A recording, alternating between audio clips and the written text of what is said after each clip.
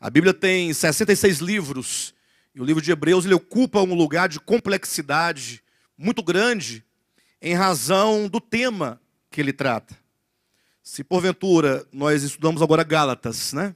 Fizemos, salvo engano, 27 mensagens em Gálatas, que são 6 capítulos, falando ali acerca da antiga e nova aliança. O livro de Hebreus, ele se eleva muito acima de Gálatas, nesse sentido, em razão de ele tratar de um assunto que é central em toda a Escritura.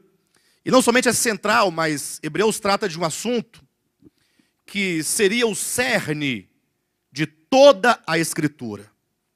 Ou seja, toda a economia neotestamentária e toda a economia veterotestamentária, o que é isso?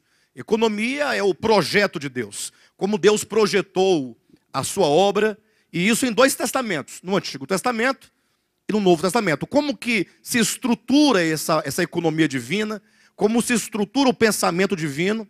Então Hebreus vai tratar com categoria essa questão central. Quem compreende ou compreender o livro de Hebreus, terá certeza de que poderá compreender toda a Escritura.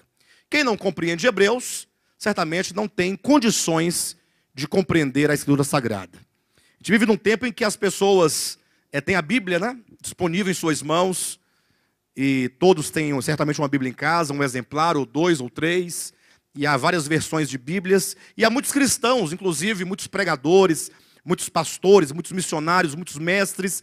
Entretanto, quantos podem dizer categoricamente que possui uma compreensão clara, possui um entendimento sadio, ou normal ou correto acerca de Hebreus?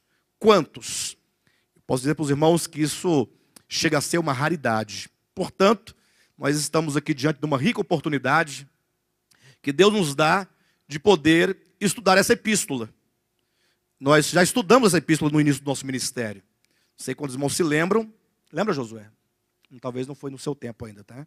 Mas nós chegamos a ver Hebreus, mas não me recordo se nós concluímos esse estudo ou se nós o tratamos de uma maneira muito rápida e, portanto, muito superficial. Dessa vez nós queremos fazê-lo de uma maneira profunda, dialogando essa epístola com toda a Escritura. Tá ok? Eu quero começar hoje lendo apenas um único versículo aqui de Hebreus, que está no capítulo 6, versículo 1. E a partir desse eu quero tecer aqui algumas considerações acerca desse livro. Hoje nós não vamos tratar de nenhum assunto específico, de nenhum capítulo específico dentro desse livro. Tomaremos a aula de hoje em termos de uma consideração geral acerca do contexto sociocultural apologético dessa carta, e eu já explico para os irmãos o que isso significa, tá ok? Leia comigo Hebreus capítulo 6, versículo 1.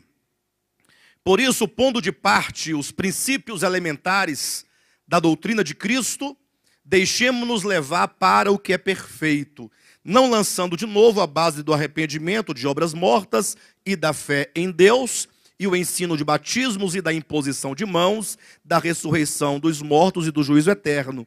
Isso faremos se Deus permitir.